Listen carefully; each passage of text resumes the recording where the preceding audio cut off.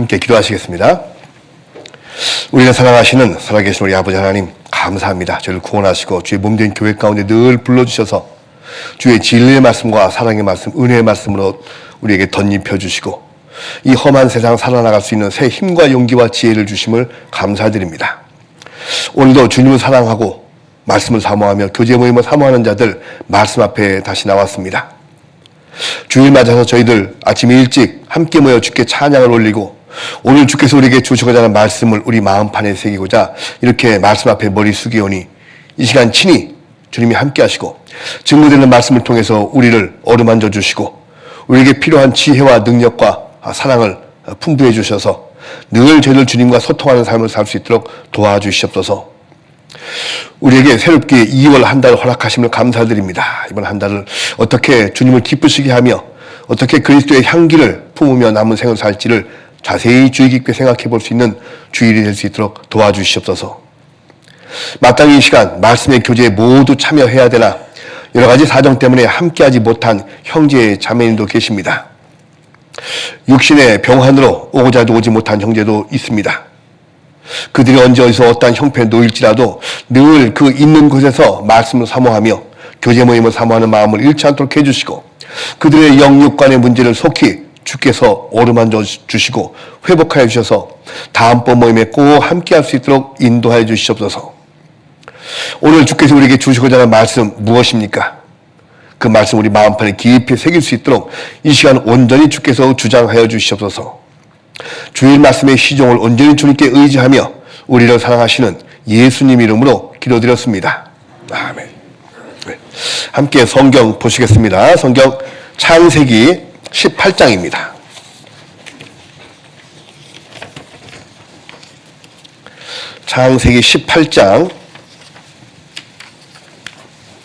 창세기 18장 1절부터 좀 길지만 16절까지 창세기 18장 1절부터 16절까지를 제가 천천히 읽어드리겠습니다. 창세기 18장 1절. 여호와께서 마므레 상수리 숲을 근처에서 아브라함에게 나타나시니라. 오정쯤에 그가 장막문에 앉았다가 눈을 들어 본즉 사람 셋이 맞은편에 섰는지라. 그가 그들을 보자 곧 장막문에서 달려나가 영접하며 몸을 땅에 굽혀 가로되 내 주여 내가 주께 은혜를 입어 싸우면 원컨대 종을 떠나 지나가지 마옵시고 물을 조금 가져오게 하사 당신들의 발을 씻으시고 나무 아래서 쉬소서. 내가 떡을 조금 가져오리니 당신들의 마음을 쾌하게 하신 후에 지나가소서. 당신들이 종에게 오셨음이니이다.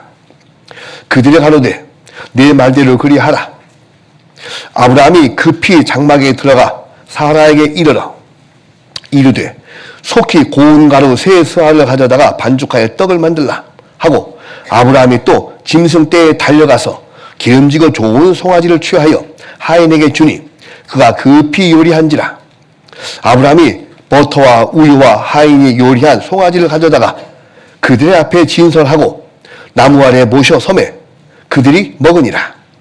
그들이 아브라함에게 이르되 내 아내 사라가 어디 있느냐? 대답하되 장막에 있나이다. 그가 가로사대 기한이 이를 때에 내가 정녕 네게로 돌아오리니 내 아내 사라에게 아들이 있으리라 하시니 사라가 그 뒤 장막문에서 들었더라. 아브라함과 사라가 나이 많아 늙었고 사라의 경수는 끊어졌는지라. 사라가 속으로 웃고 이르되 내가 누구세 하였고 내 주인도 늙었음에 내게 어찌 낙이 있으리요. 여호와께서 아브라함에게 이르시되 사라가 왜 웃으며 이르기를 내가 늙었거늘 어떻게 아들 낳으리요 하느냐. 여호와께 능치 못한 일이 있겠느냐. 기한이 이를 때에 내가 네게로 돌아오리니 사라에게 아들이 있으리라.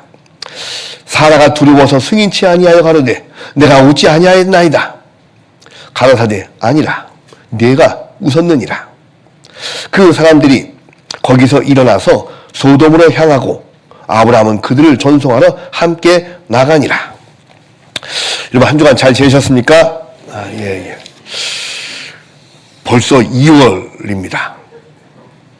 우물쭈물 하다가는 큰일 납니다. 그 초등학교 때 함께 했던 그 동료가 성인이 돼서도 이렇게 깊은 뜻이 있을 줄이야. 따르릉 따르릉 비켜나세요. 자전거가 나갑니다. 따르르릉.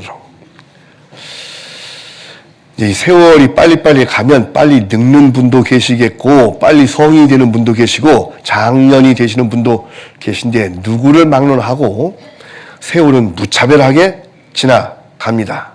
그런데 그 때마다 시간마다 그 시기마다 모두가 해야 될 일이 따로 있고 생각해야 될 부분도 따로 있고 계획해야 될 부분이 따로 있을 거라 생각을 합니다.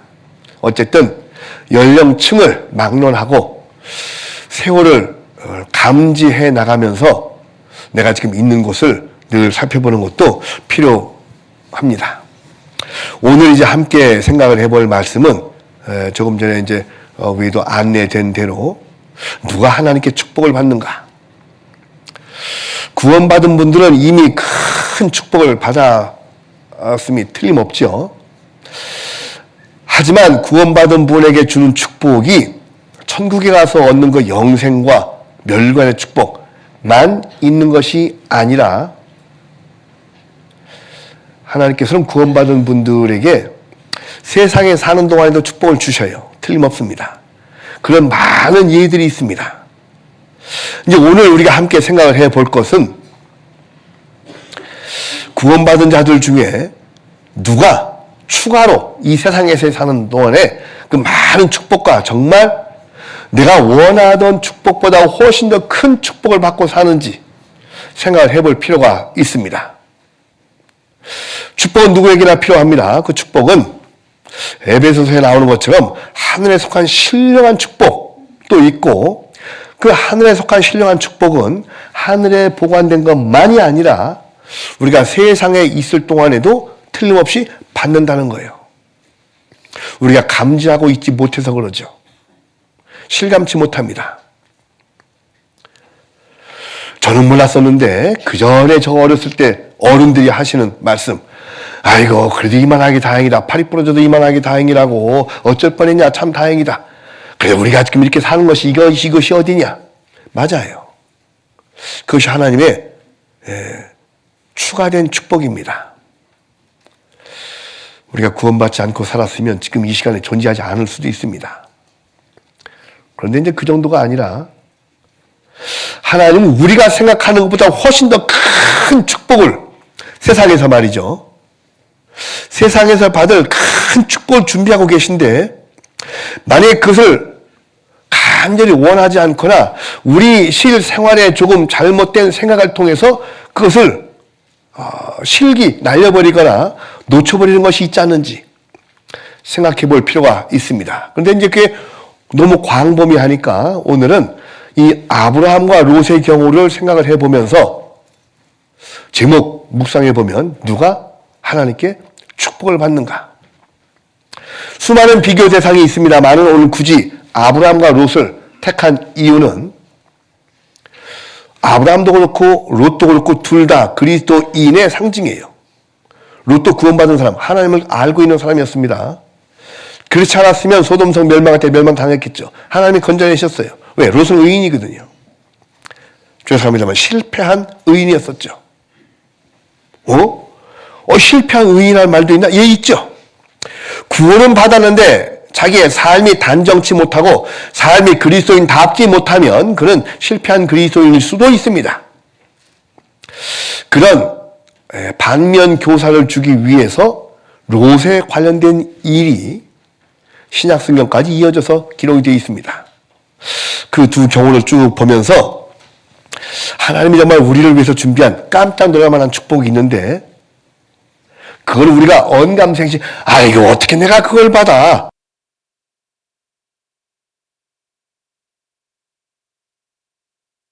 그 16절까지의 그 말씀을 통해서 아브라함과 롯이 100세, 사라 90세 아들을 얻었어요. 의 선물이죠. 그들에게는 이거 이상의 더 큰 세상에서의 축복은 했던 아브라함은 이미 거부에 웬만큼 사시는 분이었습니다. 생활에 염려도 없고 종들도 있었고 우양도 많았어요. 그 당시 아브라함이 뭐 아파트를 원했겠어요? 뭐 자동차를 원했겠어요? 그저 이 아브라함과 사라는 간절한 게 뭐 내가 이스마엘은 있긴 하지만 내 사랑하는 아내를 통해서 내 참 후손이 정말 있었으면 좋겠다. 딱 하나가 결핍됐던 거예요. 그런데 뜻밖의 선물을 이 천사들이 와서 언약을 하고 갔습니다. 이제 그 과정과 이유를 한번 생각을 해보면서 또 롯의 경우는 어떤지 비교해가면서 자, 과연 누가 축복을 받을 것인가?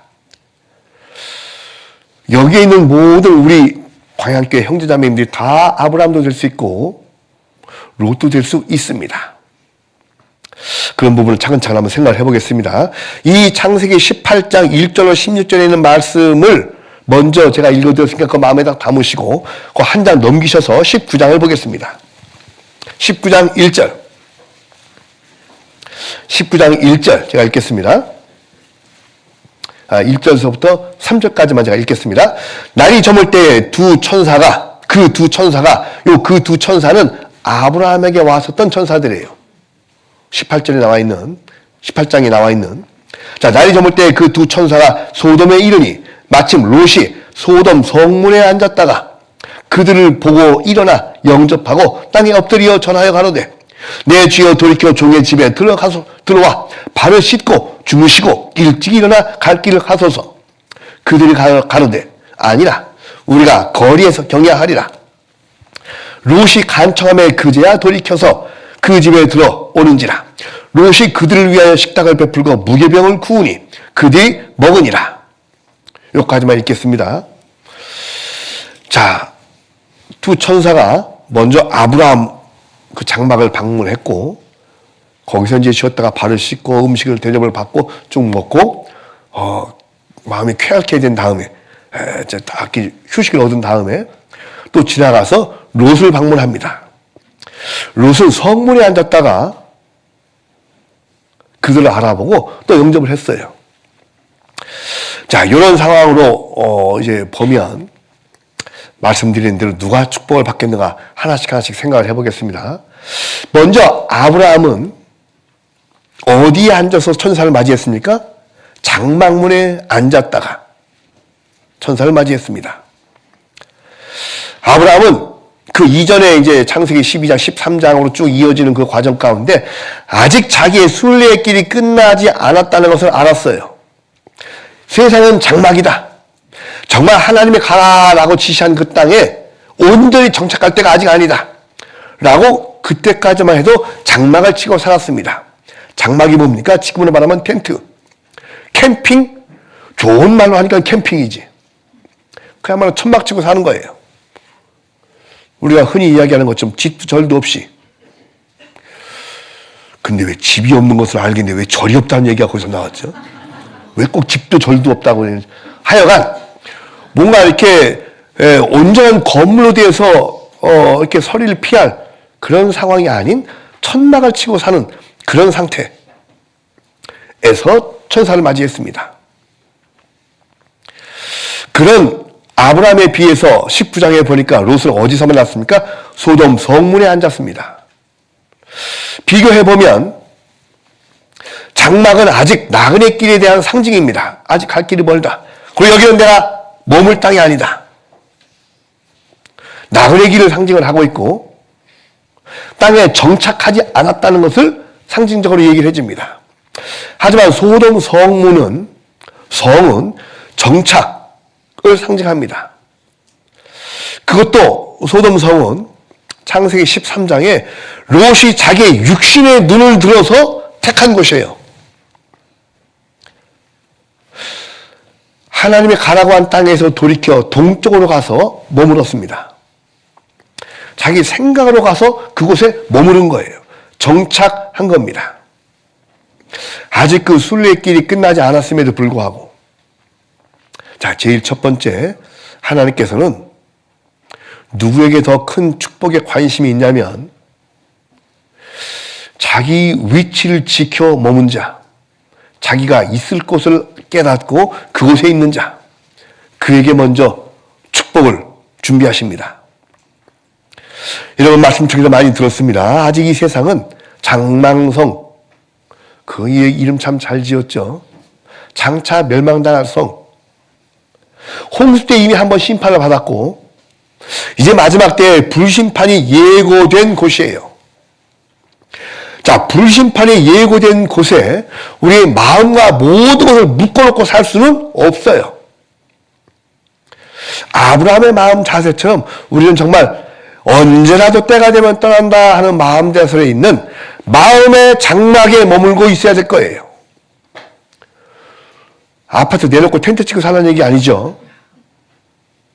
아파트에 살아야 되죠. 뭐 집도 살아야 되고 막 지금 살고 있는 사세요. 그런데 거기에 너무 우리의 마음조차 그 집에 묶어놓고 절대 움직이지 않을 것처럼, 절대 가지 않을 것처럼, 절대 이 세상에 멸망당하지 않을 것 같은 생각으로 딱 머물고 있으면 마음도 거기에 딱 머뭅니다. 조금 더 큰 집, 좀 좋은 집, 좀 더 좋은 것, 나은 것, 이런 걸 조금 더 모아야지. 응? 20년, 30년 후 우리 아기가 커갖고 장가갈 때까지 뭐 어떻게 해서 뭘 하고 뭐 그 계획 가운데 모든 것이 묶여버려요. 계획 세우지 말고 보험도 들지 말라는 얘기는 아닙니다. 준비를 해야 되지만 거기에 우리의 온 마음조차 그곳에 과 같은 곳에 그냥 묶여버린다면 무엇 갖고 하나님의 일을 하죠?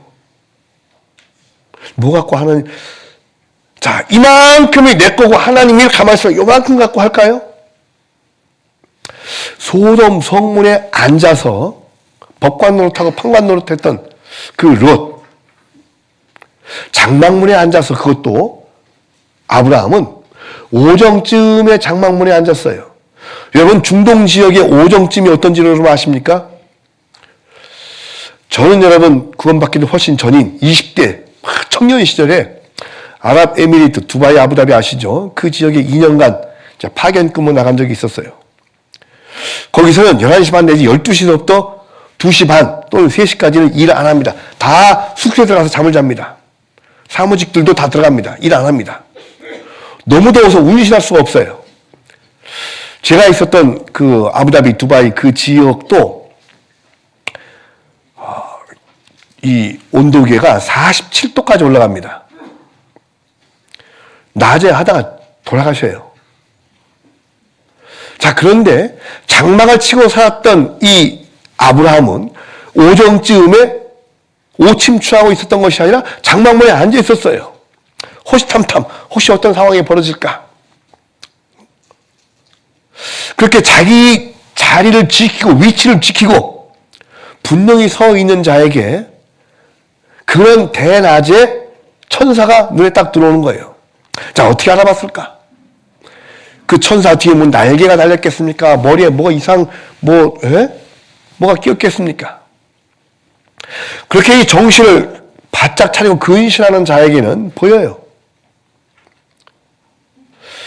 부지 중에 만난 천사들 많이 있습니다. 그 천사가 우리가 이렇게 TV나 이런 데서 보는 것처럼 막 하얀 옷 입고 막 무슨 여기에 무슨 화관을 두르고 막 이렇게 무슨 봉 들고 이렇게 나타나면은 쉽게 알아보겠지만 사탄도 마찬가지고 천사도 마찬가지고 그런 모습으로 나타나지 않습니다. 그래 나그네를 대접하기를 힘쓰라는 그 이야기가 부지 중에 천사가 나그네 모습으로 우리에게 다가올 수도 있어요.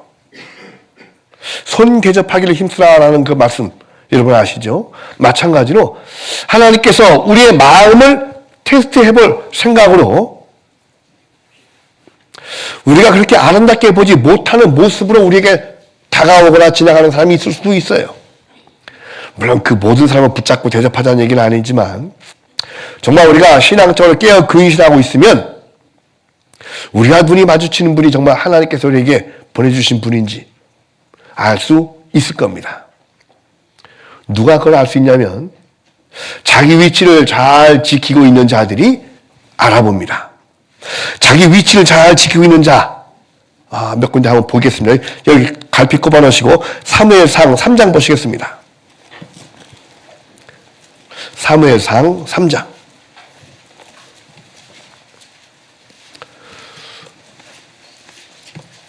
제가 감기 후유증으로 아직 목소리가 원만치 않은 것을 양해 바랍니다.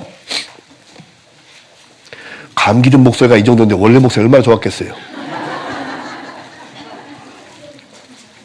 사무엘상 3장, 자 1절로 3절까지 제가 읽겠습니다. 사무엘상 3장 412페이지쯤 있습니다. 사무엘상 3장 1절. 이 사무엘이 엘리 앞에서 여호와를 섬길 때에는 여호와의 말씀이 희귀하여 이상이 흔히 보이지 않았더라.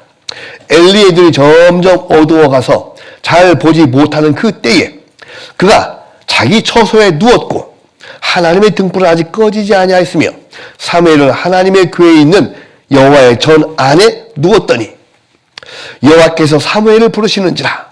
그가 대답하되 내가 여기 있나이다 하고, 이제 거기까지만 읽겠습니다. 이 엘리가 나이 들었지만 어쨌든 그가 제사장이고 사무엘은 어린 아이였었어요. 근데 한나가 이제 하나님께 바쳤죠, 이 아이를. 그래서 이제 그 안에서 제사장과 함께 섬기는 일을 하도록 했습니다. 근데 이 제사장은 2절 보면 엘리들이 점점 어두워가서 잘 보지 못하는 그때에 그가 자기 처소에 누웠고 하나님의 등불은 아직 꺼지지 아니하였으며 사무엘은 하나님의 궤에 있는 여호와의 전 안에 누웠더라. 이게 뭐가 좀 바뀌었죠. 사무엘은 아이니까 해가 져서 전때쯤 되면 자기 침소에 가서 누울 수도 있는데 제사장은 전 안에 있어야죠. 어쨌든 전 곁에. 그런데 이는 자기 처소에 가서 눕고 사무엘은 여호와의 전 안에 누웠습니다. 또 이때만 이런 것이 아니라 이 엘리 제사장은 자기가 정해놓은 자기 의자가 있어요. 늘 그 엘리 제사장은 자기 의자에 앉아 있었고, 결과를 아십니다만 결국 죽을 때도 그 의자에서 자빠져서 목이 부러져 죽었더라. 사무엘상 1장 보겠습니다. 사무엘상 1장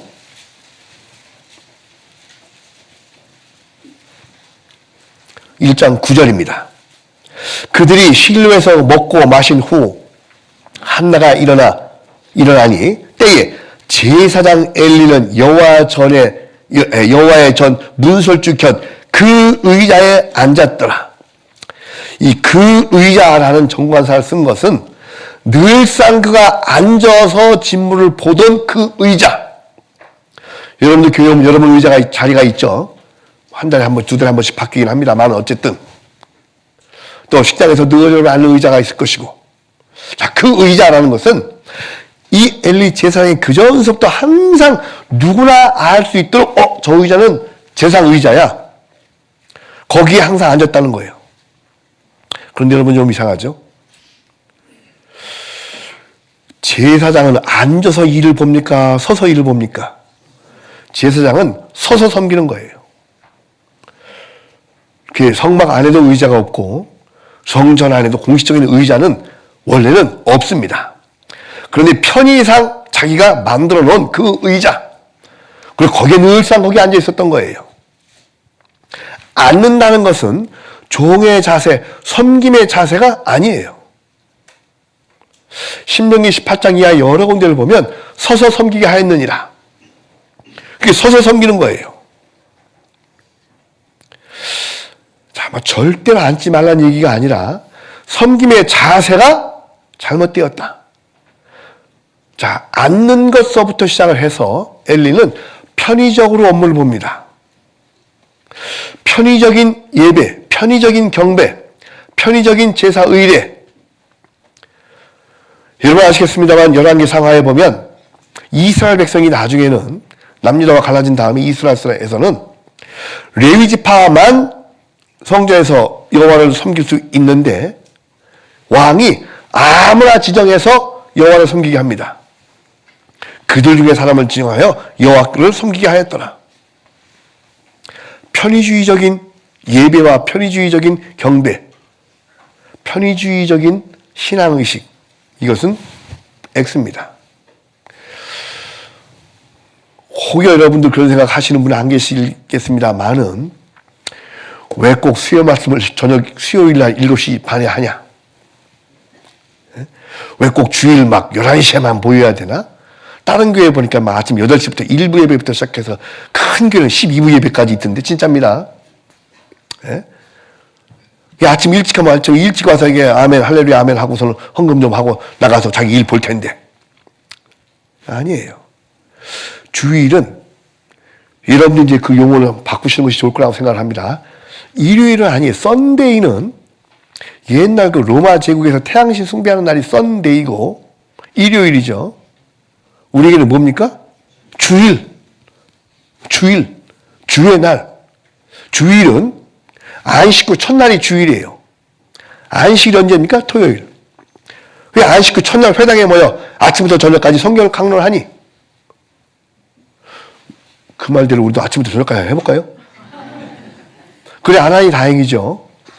주일 온전히 주님과 함께하는 날, 주를 섬기는 날, 경배하는 날, 말씀을 공부하고 배우고 함께 교제하는 날, 주님에게 찬양하는 날, 그 날이에요. 그것을 아무리 시대가 바뀌었다고 편의주의적으로 바꿀 수는 없습니다.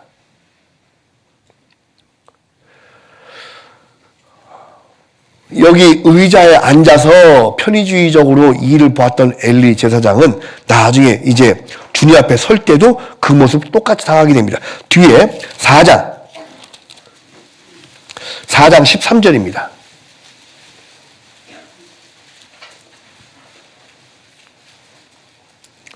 전쟁에서 졌다는 소리를 듣습니다. 13절 4장 13절 그가 이럴 때에 엘리가 길겨 자기 의자에 앉아 기다리며 그 마음이 여호와의 괴로 인하여 떨릴 즈음이라. 그 사람이 성에 들어오며 고함에 온 성이 부르짖는지라. 자기 의자에 이때도 앉아 있었습니다. 좀 넘겨서 18절 하나님의 괴를 말할 때에 엘리가 자기 의자에서 자빠져 문 곁에서 목이 부러져 죽었으니 나이 많고 비둔한 연고라.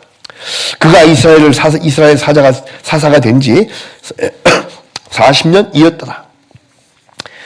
여기에 이제 그가 나이 많고 비둔한 연고라라는 그 말은 형식적인 이야기일 거고, 그 의자에 앉아서 나이가 많은 것까지는 좋은데 뭐 어쩔 수 없지 않습니까? 하지만 그때까지도 늘 편의적으로 자기 몸 생각해서 앉아서 늘 거기 이러고 있었던 거예요. 그럼 난 나이 많으니까 젊은 제사장들 나와서 좀 하고, 자 남들 좀 일을 해. 나는 나이 들었으니까. 이런 자세는 하나님 앞에 마땅치 않다는 거죠. 이게 얼마나 수치스러운 일입니까? 그 의자 서 있다가 넘어진 것도 아니고 의자에 있다가 넘어졌는데 목이 부러져 죽었더라. 그리고 이것이 이 사무엘상 1장서부터 쭉 연속돼서 기록되어 있어요. 그 의자 하다가 그 의자에서 죽습니다.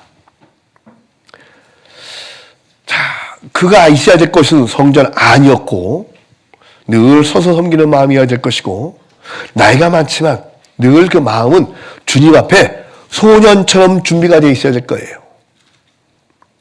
모세는 80의 부르심을 받고 120까지 봉사했습니다. 85세가 된 갈렙은 이 산지를 내게 주소서, 내가 하겠습니다. 평지는 누구 다른 사람한테 주고 산악지역을 달라고 했습니다. 나이 많으신 여기 어르신들도 많이 계십니다만, 예, 우리의 육신의 연수는 점점점 지나간다 해도 우리의 하나님을 향한 우리 마음만큼은 늘 소년의 마음, 청년의 마음이어야 할 것이 틀림없어요. 그렇지 않습니까? 늘 주님을 섬긴다는 그런 마음 자세로 우리 마음은 서 있으면 하나님의 축복의 대상이 될 것이 틀림없습니다. 자, 또 한 가지, 자기 자리를 지킨다는 것이 뭐냐면, 신앙생활 하다 보면, 교회 가운데 보면 뜻하지 않은 많은 일들이 일어납니다. 즐거운 일도 많이 있고 그렇지 않은 일도 있을 수가 있고, 왜 이런 일이 일어나지? 하는 경우도 있고, 오해받는 일도 있고, 답답한 경우도 있고, 참 도대체 나는 이해를 못하겠어. 왜 그런지를 모르겠어. 하는 일들도 많아요. 갑자기 전도인이 바뀌기도 하고, 이번처럼. 새로운 목사로 소리만 빽빽 질러대기도 하고, 또 아울러서 왜 도대체 이러지? 응? 하는 의문들이 많이 있습니다. 물론 저도 있어요. 내가 왜 갑자기? 응? 아니, 왜 나한테? 자기가 하지 않은 일에 대한 오해도 받을 수도 있고, 내가 한 일이 옳게 평가받지 못할 수도 있고, 수많은 일들이 일어나는데, 그런 일들이 있을 때에 두 가지 부류가 있습니다. 나 못하겠어. 하고 그냥 여러 이것저것 포기하는 분도 계시고, 나 안 해! 하는 분도 계시고, 더 기도하면서 그 뜻을, 의미를 내가 알지 못한 무엇인가 있을 거다 하고 찾고 자는 분도 있을 거예요. 하박국 성경을 보시면, 호박국 말고 하박국 성경을 보시면 그 하박국 선지자는 많은 의문이 들었어요. 왜 이러시지? 왜 하나님의 선택받은 민족에게 하나님을 하나님을 알지 못하고 막 패역한 무리들이 와서 우리를 공격하는데 왜 하나님 가만히 계시지? 어찌하여 하나님 가만히 계십니까? 어찌하여 이런 패역한 일을 목도하고 계십니까? 이 의문이 많이 들었어요. 하나님은 사랑이시고 하나님은 선민인 우리를 왜 이렇게 대접하십니까? 라는 의문이 있었는데 그때 하박국 선지자는 하나님께 답을 기다리고 있었어요.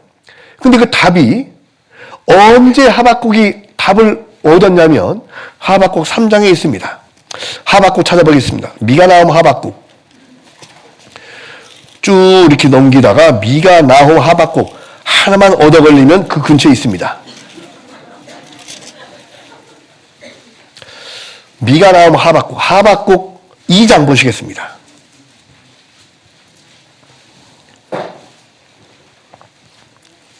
하박국 2장 1절부터 몇 절 제가 읽겠습니다. 하박국 1장에는 어찌하여가 나옵니다. 하박국 1장 3절에 보면 옆에 어찌하여 나로 간악을 보게 하며 패역을 목도하게 하시나이까. 또 1장 13절에 보면 13절 중반에 보면 어찌하여 교인한 자들을 방관하시며 악인이 자기보다 의로운 사람을 삼키되 잠잠하시나이까. 이유를 몰랐어요. 하박국은. 그런데 언제 그 답을 얻었냐? 2장 1절입니다. 내가 내 파수하는 곳에 서며 성루에 서리라. 그가 내게 무엇이라 말씀하시는지 기다리고 바라보며 나의 질문에 대하여 어떻게 대답하시는지 보리라. 그리하였더니 여호와께서 내게 대답하여 가라사대 너는 이 묵시를 기록하여 판에 명백히 새기되 달려가면서도 읽을 수 있게 하라. 이 묵시는 정한 때가 있나니 그 종말이 속히 이르겠고 결코 거짓되지 아니하리라. 비록 더딜지라도 기다리라.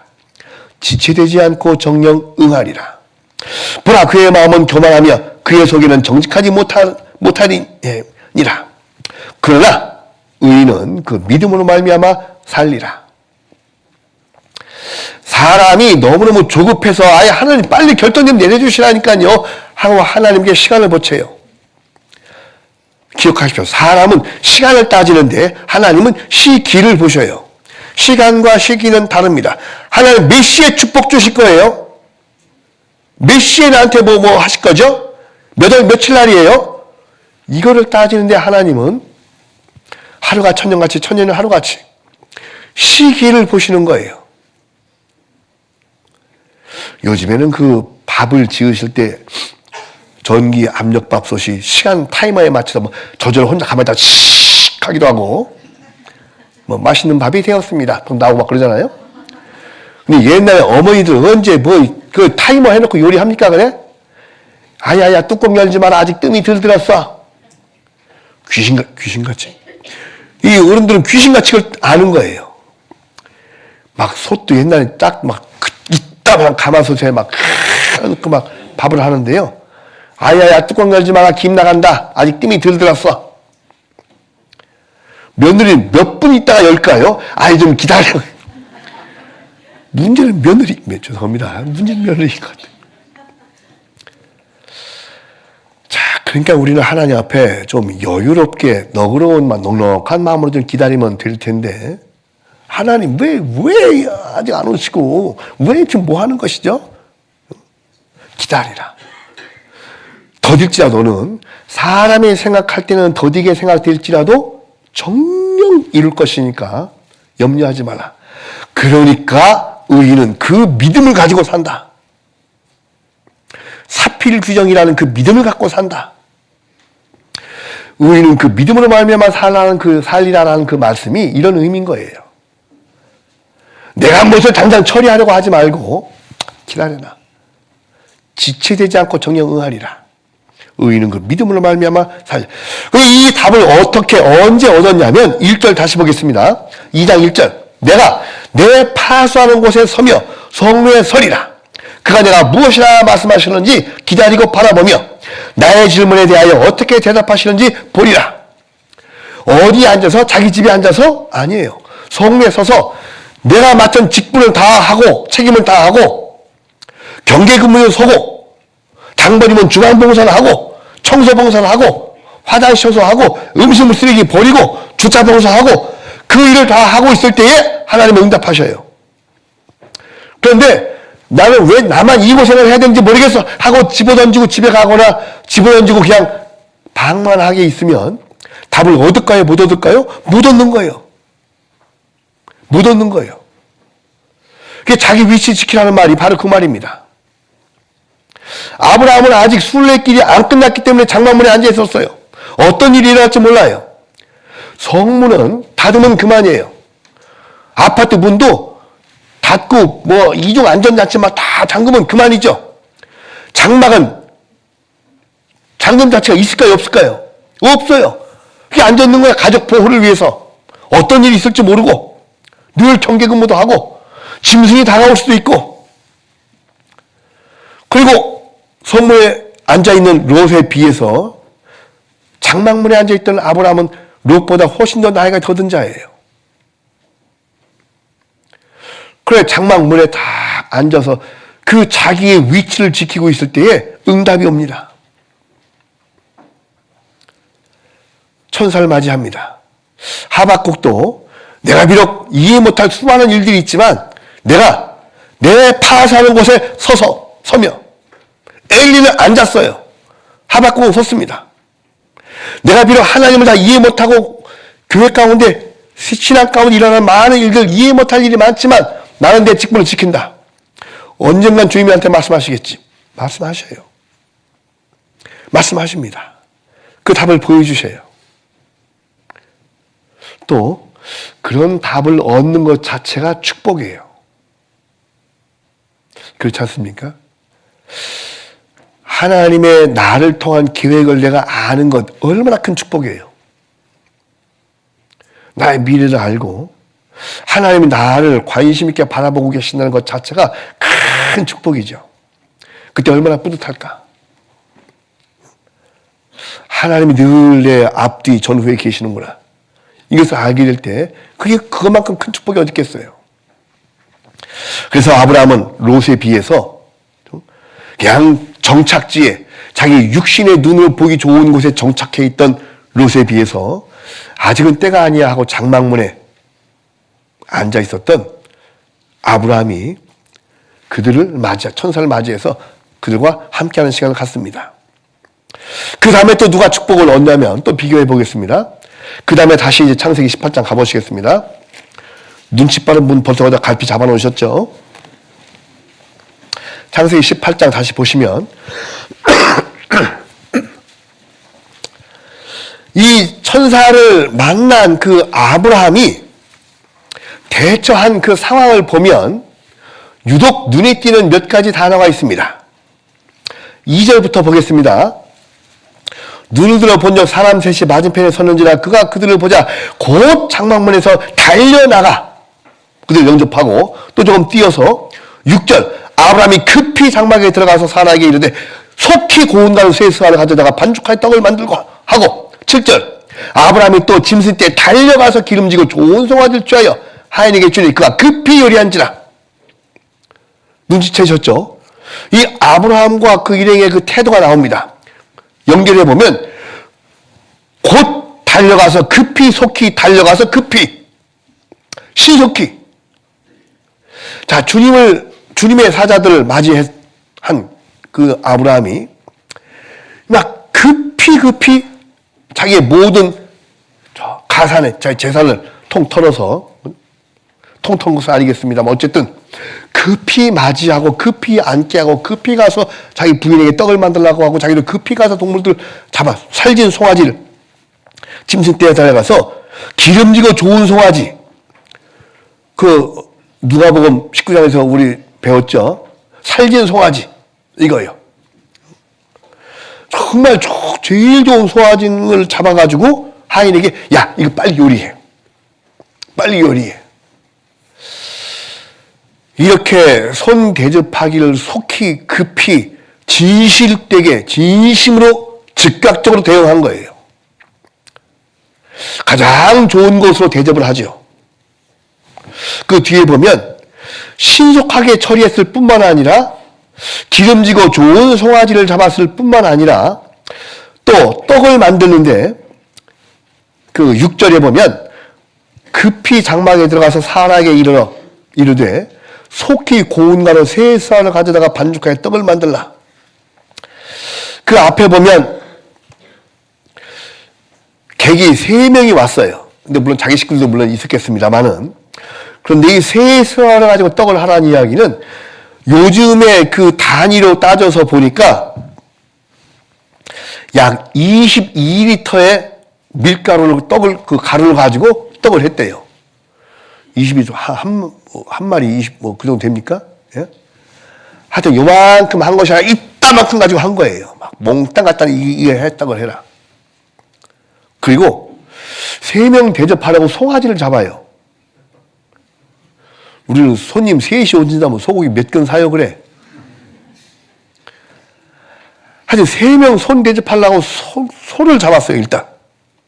그리고 7절 후반에 보니까 좋은 송아지를 취하여 하인에게 주니 그가 급히 요리한지라. 8절 아브라함이 버터와 우유와 하인이 요리한 송아지를 가져다가 이미 떡은 그 앞에 가 있고 버터와 우유와 송아지, 이 정도의 망라된 음식이라면 장막 생활하는 아브라함 일족에게는 정말 귀한 음식 집에 있는 거 다 내온 거예요. 정말 진실되게 이게 그들을 대접을 합니다. 소중한 모든 것을 다 가지고 그들에게 대접을 한 거죠. 이 부분을 잠깐 적어놓으시고 한 장 꺾고 넘기시면 아까 읽어드렸습니다마는 창세기 19장에 3절 보겠습니다. 19장 3절 롯이 간청함에 그제야 돌이켜 그 집에 들어오는지라. 롯이 그들을 위하여 식탁을 베풀고 무교병을 구우니 그들이 먹으니라. 아니 물론 여기는 송아지를 안 잡은 것은 틀림없는 것 같아요. 근데 뭐 무교병만 내놨다는 의미는 아닐 수가 있습니다. 그렇지만 이 앞에 있는 아브라함이 이 손을 대접한 내용과 저녁에 도착한 이들에게 롯이 대접한 거에 대한 표현과 묘사가 극명히 다르죠. 이것이 이제 이상한 것이 여러분, 눈여겨 문화를 상태를 한번 보면 이 중동 지역, 이 지역에서는 점심은 간단하게 먹습니다. 오히려 저녁을 만찬을 합니다. 우리도 이제 이렇게 뭐 이런 사람들 보고 그러면 이 오찬의 경우와 만찬의 경우가 다르잖아요. 어떤 것이 더 융성한 대접입니까? 만찬, 저녁. 그런데 이 오찬, 점심 때 온 손님을 대접하는 아브라함은 소를 잡았는데 저녁 때 온 이 손을 대접할 때 어쨌든 뭐 요것만 했다는 말은 아니지만 무교병을 구웠어요. 이제 요거 갖다 드렸어요. 어쨌든 우리가 생각을 한번 해보면 손 대접하기를 힘쓰고 또 그가 정말 자기들이 보기에 하나님이 보내신다라는 것을 느꼈을 때에 어떻게 그들에게 내놓고 어떻게 그들을 진실되게 대접하는지 그게 마음입니다. 우리가 이제 이렇게 어느 집을 방문했을 때 뭐 좋은 음식을 먹어서가 이 기분 맛이 아니죠. 정말 진실되게 정말 진심으로 대접하는 그런 모습과 그냥 전 하나 붙여서 갖고 오더라도 실제로 그래요. 좋은 음식 뭐 그거에 대한 것보다는 그죠? 정말 정성스럽게 예비한 어떤 그런 것들 준비하는 것. 이런 것은 음식의 품질과 그 가격을 떠나서 마음이 전해집니다. 어쨌든 우리가 주님을 대접하는 데 있어서 정말 가장 귀한 것으로서 대접하고자 하는 그런 마음. 그러면 그 음식 자체에 의미를 둔 것이 아니라 그렇게 급히 달려가서 속히 급히 이렇게 대접하고자 하는 그런 마음. 그 마음에 주께서 축복을 해주시는 거예요. 향유 옥합을 깬 그 마리아에게 주님이 칭찬합니다. 그걸 낭비하냐고 얘기하는 그런 많은 사람들을 뒤로 하고 이 일은 끝까지 기록될 것이다. 자, 자기의 전부와 자기의 가장 소중한 것을 주님에게 드릴 마음이 있는 것. 그 마음을 보신 것이지 비싼 것을 부었기 때문에 그것을 의미하는 것은 아니에요. 자, 우리는 주님에게 무엇을 드리는지 내가 할 것 다 하고 남은 것을 주님에게 드리는지 먼저 또는 제일 좋은 것, 제일 귀하게 생각하는 것 그것을 주님에게 드리는지 오해 마십시오. 물질적인 것, 금전, 헌금이 제일 중요하다는 것은 아닙니다만은 그 헌금하는 마음은 중요할 거예요. 금액이 중요한 것이 아니라 정말 내가 얼마가 됐든지 이걸 내가 주님에게 정말 주님의 몸된 교회 가운데 주님의 일에 쓰여졌으면 하는 그런 마음으로 동참하는 것. 이건 소중한 거예요. 누가복음 19장에 보면 그 두 랩, 20장인가 그 두 랩돈 넣은 그 과부를 하나님이 예수님이 기억을 하십니다. 저가 가장 많이 넣었느니라. 저가 생활비 전부를 넣었느니라. 사르밧 과부가 정말 병에 조금 남은 기름과 통에 조금 남은 가루를 그걸 먼저 자기에게 갖고 오라는 엘리야를 보고 욕을 하지 않고 그렇게 하십시오. 내가 이거 뭐 먹고 죽으나 안 먹고 죽으나 마찬가지니까. 뭐 찾아볼 시간 없습니다만 생각을 해보세요. 엘리야가 그리 시냇가에서 요단강가에서 까마귀가 물어다가 죽은 고기 그것도 떨어지고 요단강도 물이 말라갖고 시냇물이 먹을 것이 없어요. 굶어 죽을 상황에 처한 엘리야를 하나님이 불러서 너 저 사르밧에 가면 너 과부가 널 공개할 것이다. 그렇게 보낸 거예요. 그 거리가 얼마나고요? 170km를. 거기 갑니다. 그러면서 이 엘리야 마음은 거기 가면은 어떤 부잣집 이렇게 과부 여인이 있는 모양이구나. 날 거기까지 가서 그 얻어먹은 음식을 먹으라고 하는 거 보니까 하고 가서 만나는데 부잣집 만났어요. 막 땡땡 거지를 만났으니까 야, 요거 먹고 죽으려고 그러는 사람을 만난 거예요. 그 집에 땔감도 없대요. 그 땔감 구하러 온 과부를 만난 거예요. 여러분 보셔요. 보셔요, 여러분.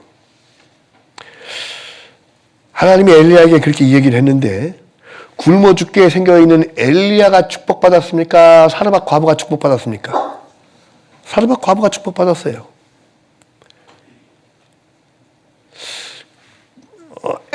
엘리야가 내가 뭐 물도 떨어지고 이거 어떡합니까? 그러니까 내가 널 공개할게. 가.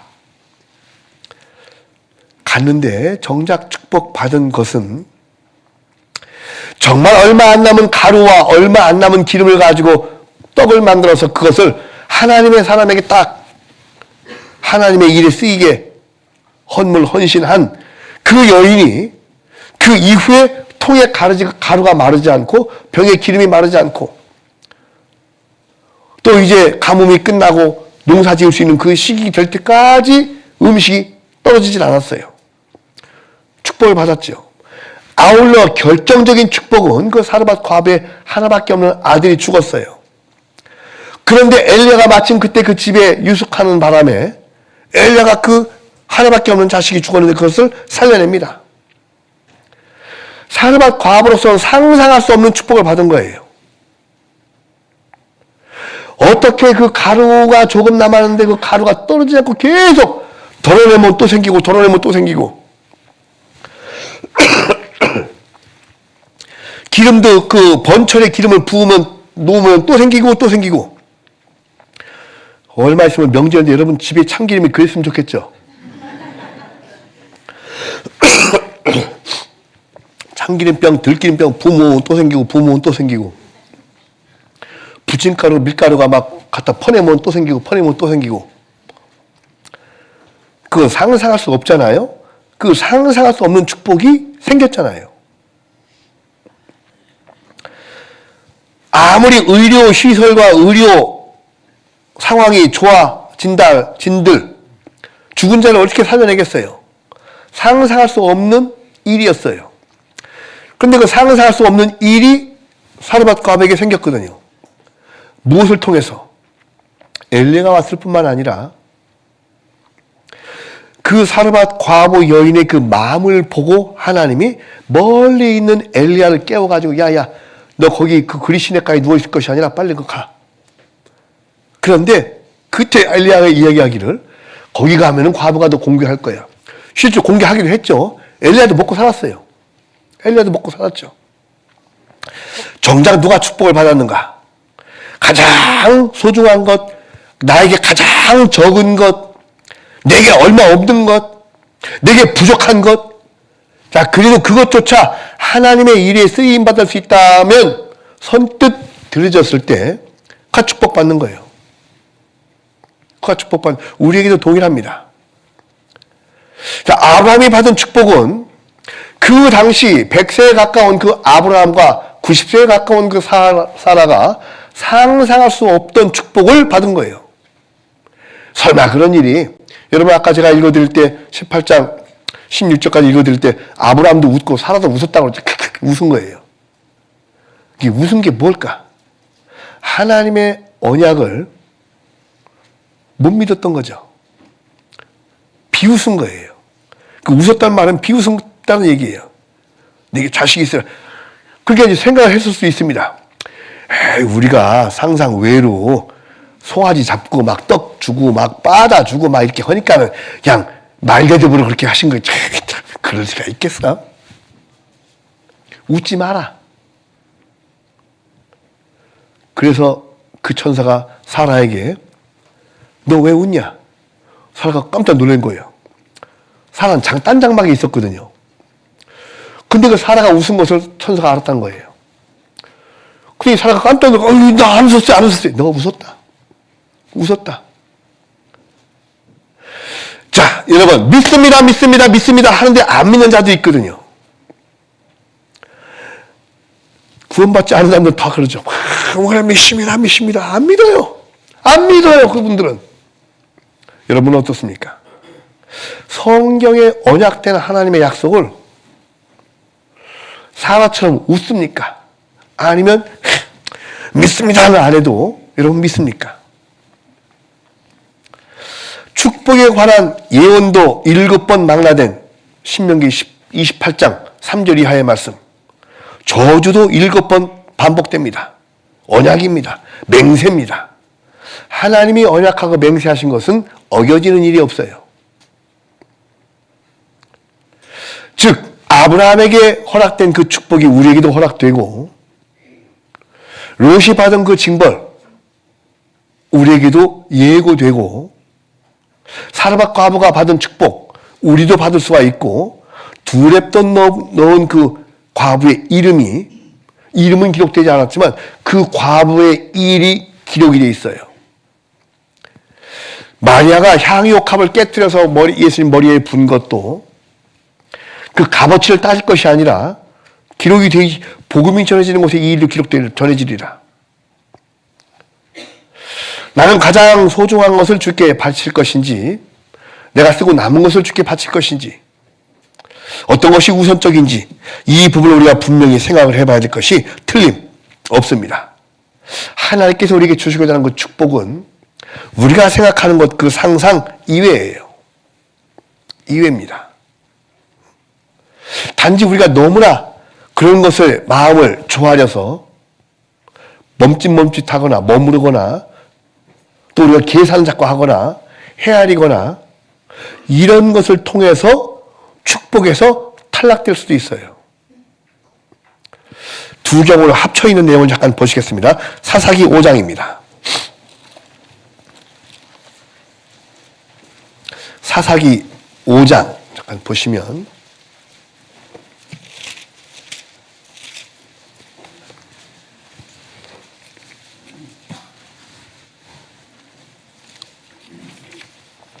사사기 5장 15절부터 보겠습니다. 사사기 5장 15절 사사기 5장 15절부터 몇 절 제가 읽겠습니다. 이사갈의 방백들이 드보라와 함께하니 이사갈의 심산을 바락도 하졌도다. 그 발을 쫓아 골짜기로 달려 내려가니 르벤 시냇가에 큰 결심이 있었도다. 네가 양의 우리 가운데 앉아서 목자의 저 부르는 소리를 들으면 어찌미뇨. 르벤 시냇가에서 마음에 크게 살핌이 있도다. 길르앗은 요단 저편에 거하거늘 단은 배에 머무르면 어찌미뇨. 아셀은 해빈에 앉고 자기 시냇가에 거하도다. 스불론은 죽음을 무릅쓰고 생명을 아끼지 아니한 백성이요 납달리도 들의 높은 곳에서 그러하도다. 열 왕이 와서 싸울 때에 가나안 열왕이 무깃도 물가에 다낙에서 싸웠으나 돈을 탈취하지 못하였도다. 별들이 하늘에서부터 싸우되 그 다니는 길에서 시스라와 싸웠도다. 자, 이 내용이 무슨 내용이냐면 가나안 땅을 배분받은 이후에 배분할 때 그 몇몇 지파들 르벤 지파, 므낫세 반지파, 갓지파 이런 사람들 이 세 지파들은 우리는 굳이 요단강 건너가지 않고 요단강 동쪽에 그냥 머무를게요. 우리는 우양이 많아서 여기 목축업을 하기 좋으니까 그냥 여기 있고 나머지 형제들만 가서 그 땅을 얻으소서. 그리고 그 요단강 서쪽 땅의 배분권을 우리가 요구하지 않겠습니다. 그 대신 혹시 우리 형제들이 거기서 전쟁이 있을 때는 기별하십시오. 우리가 달려가서 우리가 함께 싸워주겠습니다. 이런 입에 발린 이야기를 합니다. 그게 르벤 지파, 므낫세 반지파와 갓지파예요. 그래서 그쪽 땅을 배분받아요.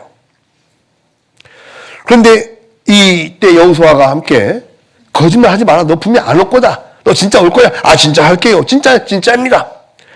너희들이 만약에 오지 않을 때는 하나님께 큰 징벌을 받을 줄 알라 하고 갔어요. 그런데 이제 전쟁 기별이 들린 거예요.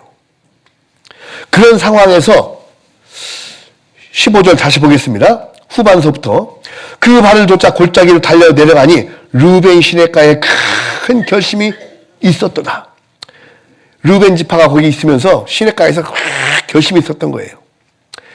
우리 지금 동족들은 우리 형제들은 가서 지금 전쟁 중에 있는데 전쟁 나도 가야 되는데 하면서 큰 결심이 그래 가겠어 하는 결심이면 얼마나 좋겠습니까마는 이 결심은 안 가 하고 결심한 거예요. 안 간 거예요. 왜 안 갔냐? 네가 16절 네가 양의 우리 가운데 앉아서 목자의 저 부르는 소리를 들으면 어찌미냐. 르벤 시냇가에서 마음에 크게 살핌이 있도다. 크게 살핌. 내가 가가지고 전쟁 나가갖고 죽으면 내 우양들은 어떻게 한디야. 이것은 다 누가 차지가 될 것이고 우리 가족은 또 누가 지키고 이게 내가 지금까지 이뤄놓은 것이 얼만데 내가 전쟁 나가다니 아이고 이게 무슨 일이요 이게 그럴 수 없지 내가. 예? 뭐 나 하나 안 간다고 뭐 전쟁이 이기고 지고 하겠어? 하는 마음으로 머무른 거예요. 형제들은 싸우러 가고 너는 거기 안 잡고자 하느냐. 그게 안 잡고자 하는 거예요. 그러면서 형제들은 지금 막 총탄이 그때는 총탄은 없었죠. 칼과 화살에 막 남나들은 막 그런 전쟁터에 형제들이 있는데 이들은 어떻게 했다고요?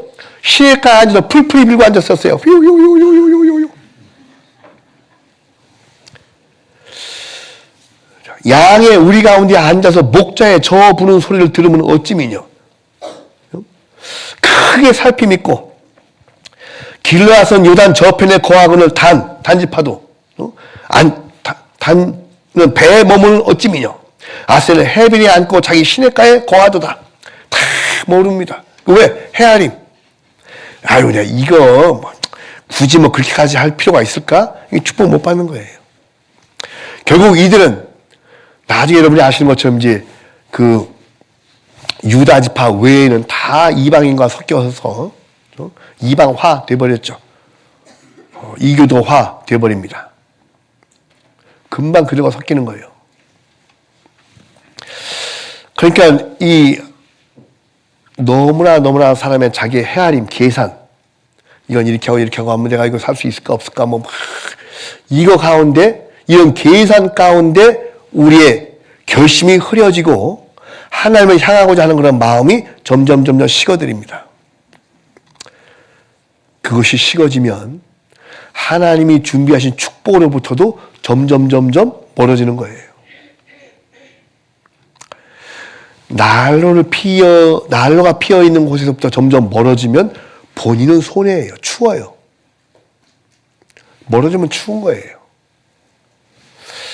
여러분들 성경을 읽으시면 복음서에 보면 베드로가 예수님이 잡혀서 이렇게 로마 군병에 쭉 끌려 들어갈 때 웬만큼까지 따라가다가 중간에 안 따라갑니다. 머무르고 서요.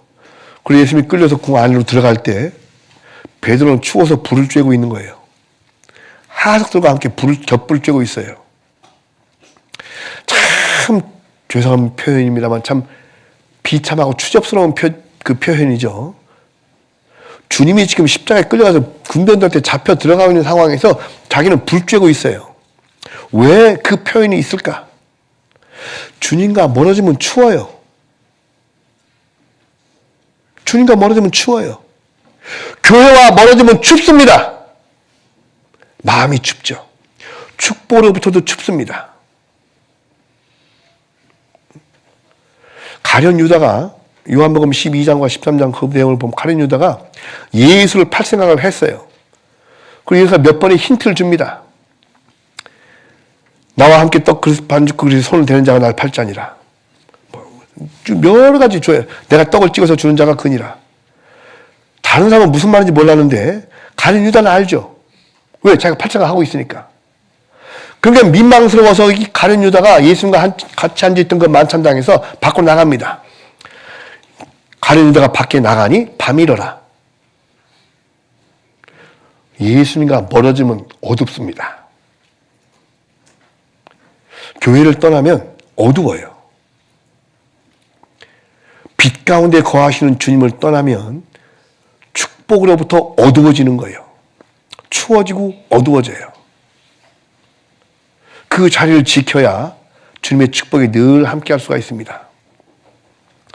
말씀드린 대로 아브라함도 그렇고 사르밧 과부도 그렇고 두렙돈 넣은 그 과부도 그렇고요. 가장 소중한 것을 주님의 일에 주님의 천사들에게 투자를 한 거예요. 섬긴 거예요. 그들을. 가장 소중한 것을 갖고 섬겼을 때에 축복이 예고됐고 그것이 가장 옳은 길입니다. 고기를 잡고 있던 예수님의 제자들에게 그물을 배 오른편에 던지라. 여러분 아시죠? 요한복음 21장 찾아보시겠습니다.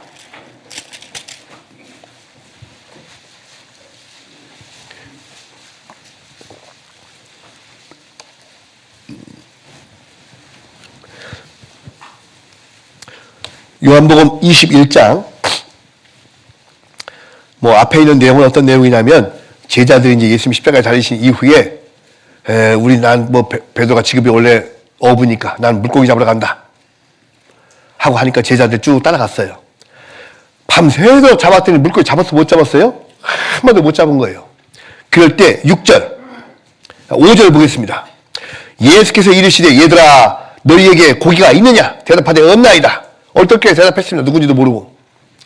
그랬더니 6절에 가라사대 그물을 배 오른편에 던지라. 그리하면 얻으리라 하신대 이에 던졌더니 고기가 많아 그물을 들 수 없더라. 그물을 배 오른편에 던지라. 누가복음 4장인가 5장인가 보면은 깊은 곳에 가서 그물을 내리라 이런 표현도 있습니다. 근데 여기 이제 예수님 십자가에 돌아가시는 이후에 나타나서서 얘기하시기를 그물을 배 오른편에 던져라. 이 제자들이 이 말씀을 듣기 전까지 계속 왼편에다가 한번 던졌을까요? 이게 아닌 거예요. 앞에만 던진 것도 아니고 뒤에만 던진 것도 아니고 막 온통 뺑뺑뺑 돌아가면서 갈릴리 바닷가 달리면서요. 다 해봤을 거예요.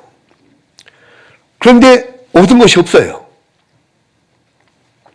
그런 상황에서 예수님이 갑자기 나타나셔서 그물을 배 오른편에 던져라. 그 말씀을 듣고 그 말씀대로 오른편에 던졌어요. 누가복음에 보면 말씀에 의지하여 던졌더니 이런 말씀이 있습니다. 여기도 보면 그물을 배 오른편에 던져라. 그리하면 얻으리라 하신데 이에 던졌더니 요 말 듣고 던진 거예요. 자, 오른편. 하필이면 고기가 많이 있는데 고기만 빼놓고 다녔을까요? 아니에요. 이들은 그 예수님에게 아니 거기도 던져봤죠. 요 말을 하고 싶었을 거예요. 하지만 안 했어요.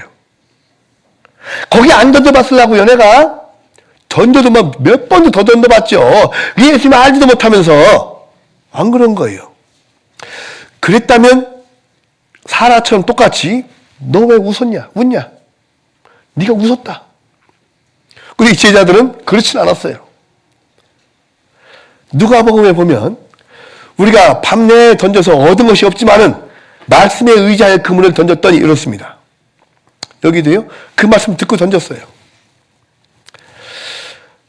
그리스도인이 말씀에 의한 삶을 사는 것과 말씀에 붙잡힌 삶을 살아서 물질을 얻는 것과 말씀은 말씀이지만 돈 벌고 내가 하기는 내 방법대로 해야지. 그전에는 얻어졌을지 모르지만 그리스도인에게는 이제는 그 방법이 통하지 않아요. 말씀에 의지하여 말씀을 듣고 그리고 또 한 가지는 여기서 이야기하는 그 말씀을 의지하는 그 내용과 아울러서 또 한 가지가 왜 주님이 오른편에 던지라고 했을까? 왼쪽에 던지라고 하고 그 전에 저 누가복음에는 깊은 곳에 던지라고는 했어도 오른편 소리는 여기 처음 나오는 거예요. 예수님 부활 이후에. 오른편이라는 말의 어원은 옳은편이에요. 오른쪽과 그런 쪽이 있어요. 자, 오른쪽이라는 말의 어원은 옳은 일이다. right. 영어로 하면 똑같은 의미입니다. right예요. 자, 오른쪽에 있고 왼쪽이 있어요. 오른쪽이 주님의 일과 오른쪽이 오른쪽입니다. 구원받고 난 이후에 그런 쪽에다가 잘못된 곳에다가 아무리 뭘 해봤자 얻은 것이 없어요. 밤내 일해봤자. 오른편에 그 그물을 던져라. 말씀에 의지해서 그물을 던져라. 오른쪽입니다. 무엇이 오른쪽일까? 어차피 우리는 그리스도에게 사로잡혀서 그리스도인이 되었어요. 이제 비그리스도인처럼 살 수가 없어요. 이왕. 돌이킬 수가 없어요. 물릴 수가 없어요. 구원은. 아무도 내 손에서 빼앗을 자가 없느니라. 구원받으면 나 구원 아니라고 할게요. 이럴 수가 없어요. 그러니까 이제 우리는 이제 마음을 동요매고 그래. 오른쪽 주님의 일에 주님 일에 올인하자. 가자. 오른쪽에 나의 가치관의 그물을 내리자. 나의 미래를 오른쪽에 걸자. 예? 아니, 투자를 해도 오른쪽에 걸어야 될 거 아닙니까? 엉뚱한 데 가서 이렇게 뭘 뻥뻥 하지 말고요. 오른쪽에 내가 이 일을 맡기자. 그게 주님 보시기에 가장 옳은 쪽일 거예요. 말 나왔으니까 누가복음 한번 보시겠습니다. 누가복음 5장입니다.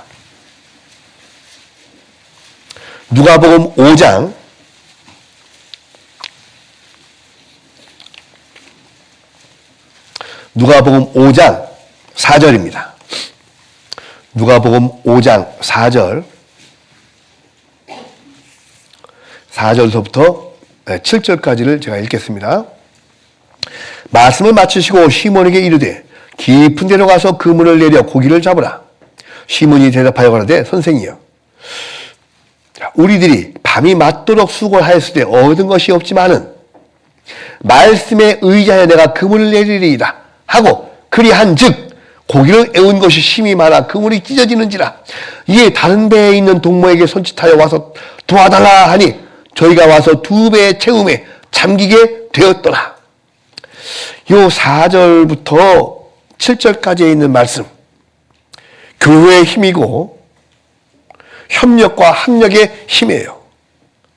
내 생각대로 할 대로 다 해봤지만 그래도 얻은 것이 없었는데 다시 그 말씀에 의지해서 내가 해보겠습니다. 이제 그 주님의 말씀이 나의 생활에 적용이 된 거예요. 이게 말씀 따로 생활 따로였다가 말씀 플러스 생활이 된 거예요. 그 말씀을 생활에 얹은 거예요. 좋지 않은 표현으로 그리스도인들이 이중인격자가 될 수도 있어요. 보여지는 신앙생활 따로, 자기의 은밀한 생활 따로. 축복받지 못하는 길입니다. 이제 그 말씀이 내 생활에 포개져야 되는 거예요. 말씀에 포개지면 말씀에 의지하여 내가 그물을 내리리다 하고 마음만 먹고 있지 않고 6절 그리 한즉, 여기도 지난 주일에 말씀드린 것처럼 절이 끊어져 있죠. 내가 그렇게 이제 열심히 해야겠다 생각만 하는 사람들은 많아요. 엄청 많아요. 심지어 구원받지 않은 사람도 신앙적인 결심을 많이 해요. 자, 문제는 여기 있는 것처럼 5절과 6절이 연결이 돼야 돼요. 5절에 그치지 않고 6절로 연결이 돼야 됩니다. 그물을 내리리다 하고 6절 그리 한즉, 그리 한즉이 뭡니까? 그렇게 한 거예요. 그물 내린 거예요. 고기를 애운 것이 힘이 많아 그물이 찢어지는지라. 이에 다른 배의 동물을 손짓하여 와서 도와달라 하니 와서 도와줬어요. 근데 도와달라 하면 도와만 주고 그 배 가야 되는데 도와달라 해서 그 배가 와서 도와줬어요. 그랬더니 그 고기가 2배에 가득 찼다. 도움을 요청한 배에도 고기가 가득 차고 도와준 교회도 고기가 가득 찼다. 의미하는 바가 크죠. 아시는 것처럼 우리가 멕시코도 선교를 하고 있지만 필리핀도 선교를 하고 있습니다. 이렇게 저렇게 막 해보려고 하고 전도도 많이 하고 자기들이 작전도 해보고 홍보도 모아보는데 부족해요. 우리 보고 도와달라 하는 거예요. 그거 도와주죠. 교회들 새로 만들기도 해주고 또 좀 더 보수도 해주고 수리도 해주고 해야 됩니다. 그걸 도와줘야 돼요. 아니 도와달라 하니 도와주니까. 그러니까 도와달라고 한 배도 가득 차고 도와준 배도 가득 차고, 그렇게 해외 선교를 통해서 우리가 필리핀과 멕시코를 후원하면 우리의 마음이 그만큼 풍성해지고 성령 충만해지고요. 우리 교회도 더욱더 가득 찹니다. 이건 틀림없는 주님의 언약이자 맹세예요. 그리고 주님의 원리입니다. 이제까지 우리가 경험한 우리 대한예수 침례의 역사를 통해서도 봐도 그것이 정확하게 맞는 거예요. 가득 차게 되었더라. 여기서 또 이렇게 자립해 나간 그 교회도 이제 막 가득 차게 되고 또 가득 차게 되고 점점점 차나가는 것, 우리가 목격을 하고 있습니다. 그래서 과연 누가 하나님께 축복을 받는가? 여러분에게 맡겨진 그 자리를 잘 지키고 정말 주님의 일에 즉각적으로 임하며 진심으로 임하고 가장 소중한 것을 들여서 주님을 섬기고 교회를 섬기고 흔들림 없이 한 가지로 가장 소중한 거라도 적은 거라도 내가 주님의 이 일에 쓰임을 받는다면 얼마나 큰 축복일까?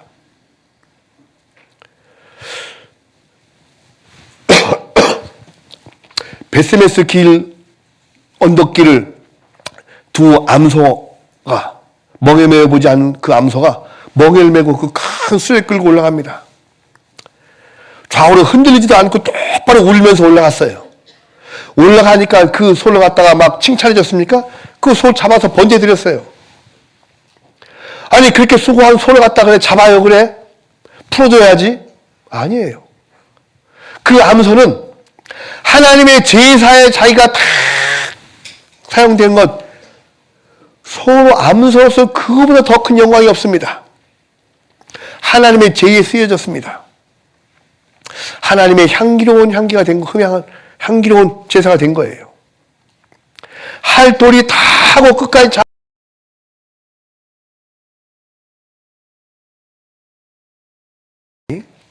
정도의 문제가 아니라 진심의 문제일 겁니다. 크기의 문제가 아니라 자기 나름대로의 최선의 길, 최선의 노력과 최선의 시간 투자, 물질 투자, 성경 함께 하는 것, 봉사, 이런 걸 통해서 우리 모두가 다 승자가 될 수 있어요. 누가 하나님께 축복을 받는가? 이런 마음이 준비된 자들이 하나님께 축복을 받는데 그 축복은